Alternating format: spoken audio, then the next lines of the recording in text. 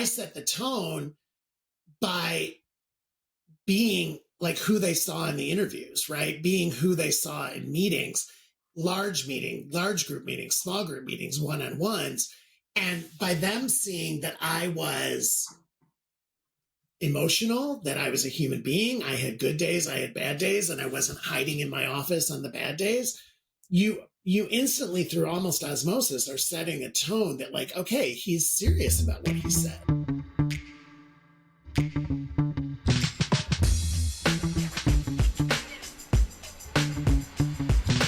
Hello to you. It's Relationships at Work, a leadership podcast helping you build workplace connection, improve culture, and avoid blind spots.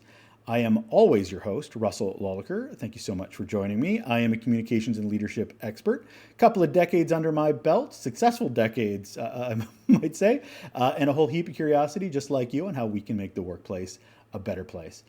This week, we're focusing on authentic leadership with our conversations with Jim Fielding. He's worked at Disney. He's worked at DreamWorks. He's worked at Claire's. He's an executive that's had some pretty lofty positions. And he's also been on his own journey about authenticity and being his full self. So we hit on Monday, we got into clarity, little definitions. Yesterday was all about leadership and our relationship with ourselves. And today it's more about focusing on those around us, our teams, those we impact on a day-to-day basis, and how being an authentic leader can impact them and maybe how we can lead them in being more authentic as well. So let's hear more from Jim and get into it. Hold on. I love that impact of that. So we've talked about us understanding authenticity for ourselves and really digging into it. Now we bring authenticity into the workplace, engaging, working with other people. How does a leader's authenticity, good or bad, impact workplace culture? Well, I think the leader, and again, it doesn't matter if you're leading a team of 2, 20, 2,000, the leader sets the tone, right? And we've said this for years. All the classic leadership books, Management by Walking Around, Walk the Walk, Talk the Talk, right? The leader sets the mission, the vision, the tone of the culture for sure. I also think the company sets the tone of culture, right? Because there's a company culture that you're leading within, especially for me, because I always worked at big companies. So Disney had a culture, DreamWorks had a culture. I was just operating my own mini culture within the bigger culture. I think I set the tone, again, back to the interview, back to the recruiting, back to the onboarding. I set the tone by being like who they saw in the interviews, right? Being who they saw in meetings, large group meetings, small group meetings, one-on-ones. And by them seeing that I was emotional, that I was a human being, I had good days, I had bad days, and I wasn't hiding in my office on the bad days, you instantly, through almost osmosis, are setting a tone that like, okay, he's serious about what he said. And you know what, we talked about hiring earlier, and people are so shocked by this. And it didn't matter, even when I was CEO of Claire's, there was a certain level of hire, and I had to change it based on what my title was and how many employees I had. But so at Claire's, director and above was the level I went to. There was not a director or above in the field or in home base that I was not part of the interview process on. Now, I want to be clear. It often meant they were down to 2 candidates and they'd give me the two finalists, and I'd spend 15 minutes with each of them, and then I would make my opinion. But in many cases, I was not the final opinion. The hiring manager was the final opinion. But what that 15 minutes did, Russell, meant that I had a personal connection to that employee from their interview.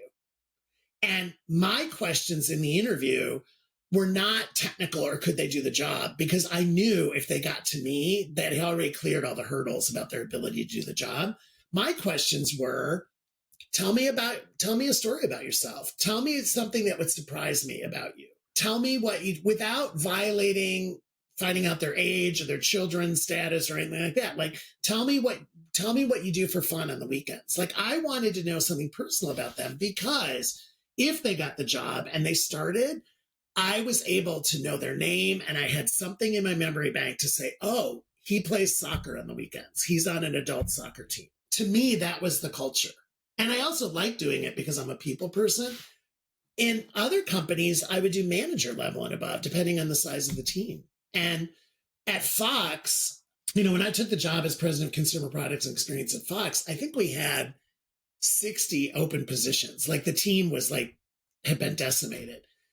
So that was a lot of meetings, but I really felt it 12 months later because I had been so personally involved in the creating of that. And I'm not saying it was like my way or the highway. It wasn't like there. That's what I'm saying. Oh, he's a gym person. No, you weren't about a gym person. It was, I wanted to know about what made you tick as a human being. Not, again, if you got to that point, you could technically do the job. Like it wasn't a question of, could you do accounting? But not everybody can go, hey, Jim, the CEO, can you sit in on this hiring panel? So is there some way, and not all, I'll be blunt, a lot of CEOs are crap. They're not good when it comes to this people soft skill stuff. I think, I would challenge a CEO. Like, again, if you don't have the time, like figure out what level, maybe it's senior vice president above that you want to be involved in, right, at your company. But with technology now and Zoom and stuff, you can find 15 minutes in your day for key hires. I mean, you really can. I'm not saying you have to be in person, especially I had global responsibility. I had direct reports in Japan and China and Europe. I didn't sit down in person with every person, but I definitely did a Zoom or a Teams meeting because then when I did go to their market and meet them in person, there was that little glint of recognition and something would be in my memory. So I would say a leader, again, depending on their role, depending on the size of their organization, they have to decide at what level. But I think it should be farther than just your direct reports. Obviously, as a leader, you hire your direct reports. But even if you can only do your direct reports, okay, that is still setting the tone. How do you know your organization is broken in this way? How do you know it's an inauthentic leadership organization to be able to have to, we should all be intentional. We should all make sure it is, but we sometimes can't see the train running at us down the tunnel. See, ooh, pretty lights. And we don't really realize. Russell, I know your experience. You'll know. I mean, you'll start to see it in performance, like maybe numbers will start to suffer. You'll start to see it you'll feel it in meetings, virtual meetings or in-person meetings, like these undercurrents of something being off. You might even witness it if you're in an office environment where you're seeing little conflicts between different functions, right? Creative arguing with finance or finance arguing with planning. Again, if you're worth the job that you're in, which is a leader of people, right? Then you have to be doing active listening and you have to be doing active watching. And that's where that whole management by walking around comes in.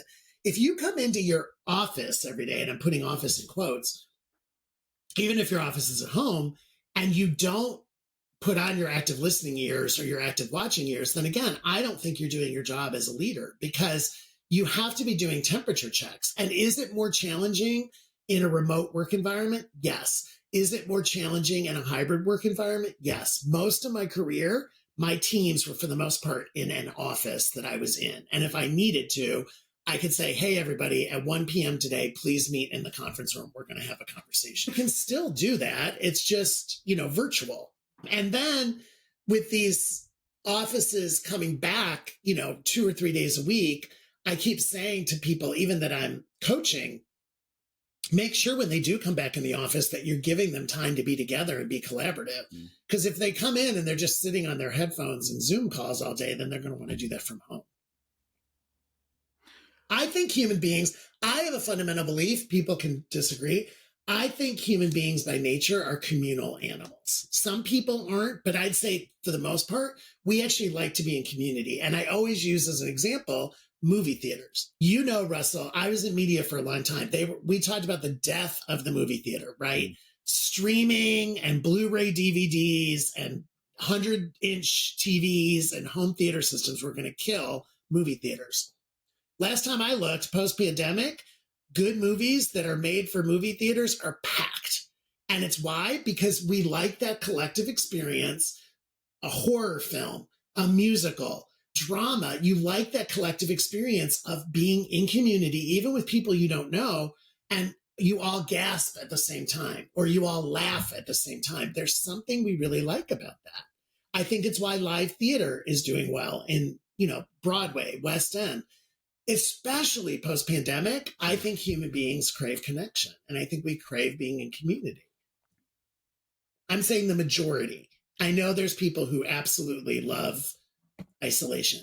Good for them. I'm saying the majority of human beings like to be in community. That's fair. That's fair. And I think, to your point earlier, being a vulnerable leader, being an authentic leader, also models behavior so other people feel safe Totally. psychologically to go, oh, that's an okay way to show up. Well, Mm-hmm. I can do that as well. I think that is beneficial at the team level. I think it's beneficial at the organizational level. Yeah. Obviously, at the team level, you have a bit more connection because it's direct. Yeah. But as the organization, you're like, oh, okay. And I don't mean executives. Sometimes I think the ship has sailed with a lot of executives because they've been rewarded for not having to be humans, just deliver. Totally. But I think at every level, if you can show up authentically, it sets the blueprint for others to feel safe to be so as well. So I love that. Completely. And Russell, I have a quick authenticity story for your listeners that I think you'll love because it's from my time at Fox. I had a manager level, to your point, but she had a team of 4 people. High performing manager, somebody we really, really believed in. She started to leave the office, quote, early, like around 3:30 or 4.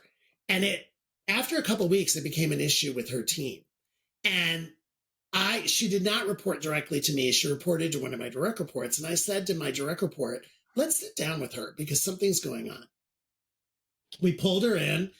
She looked nervous, like she was going to get in trouble. And we said, I'm not going to use her name, but we said, Employee X, what's going on? Like your team is noticing you're leaving early. You've been kind of absent in the afternoons. You've been missing 4:00 meetings. And she said, and again, this was her authenticity, I'm going through a divorce. I haven't told you guys this yet. I'm a mother of 4. I'm now a single mother of 4, and I have to leave early to pick my kids up from school and daycare because of the commute in Los Angeles. Literally, the mood in the room changed. So it was not a performance issue. And I said to her, and this goes back to being vulnerable, I said, did you tell your team that? Not the whole story, but did you just tell your team you have childcare issues? And she said, no, I didn't think that was appropriate. I said, oh, I fundamentally disagree. I don't think it's about privacy. You need to pull your team together and say, hey, there's some changes going on in my life, and I'm now in charge of pickup after school. And until I get my daycare situation worked out, I'm going to be, because she was coming in earlier. That was the thing. She was coming in at 7 a.m., but nobody was there. They didn't see her. And she literally said to her team, for the next period, I'm going to be working like 7 to 3:30 instead of our, quote, normal 9 to 5. Instantly, the mood of that team changed instantly because she was honest and vulnerable, and she had an issue going on in her life she had to take care of. And they didn't pry, they didn't get personal, but then they stopped the judging. You know what I'm saying? Like, I think and that was her authenticity for that period. She was going through a breakup. She was now a single mother. That's her story. Another great conversation with Jim Fielding. Thank you so much for being here, Jim. Look forward to wrapping up this conversation tomorrow. You're listening to Relationships at Work, a leadership podcast helping you build workplace connection, improve culture, and avoid blind spots. I'm Russell, and as I noted, we wrapped up our conversation today about relationships with our teams. That means tomorrow, Thursday, is usually what it usually is now with the new format, which is how we connect with culture, how being an authentic leader can impact the larger culture, maybe some things that our entire organization should be focusing on when it comes to authenticity. I'm looking forward to wrapping up this conversation with Jim tomorrow and sharing the bow of it all, putting a bow on the conversation to wrap up the week. Also, I should mention every Friday for the past 5 Fridays and finishing up this week is our 6-part Work Human Live series. I was out in Colorado earlier this year, and I had the absolute pleasure and opportunity to sit down with some pretty big minds in the leadership space, in the inclusion space, diversity space, HR space, to dig into the reality of what it is to be a leader and what we really need to be focusing on. I'm all about honesty on this show, and I think it's really important that we have those honest conversations. And I had 6 of them. And we're going to wrap up the last one this week with Dominic Brewer. If you haven't checked it out yet, I recommend you go back and check out the previous 5 Fridays.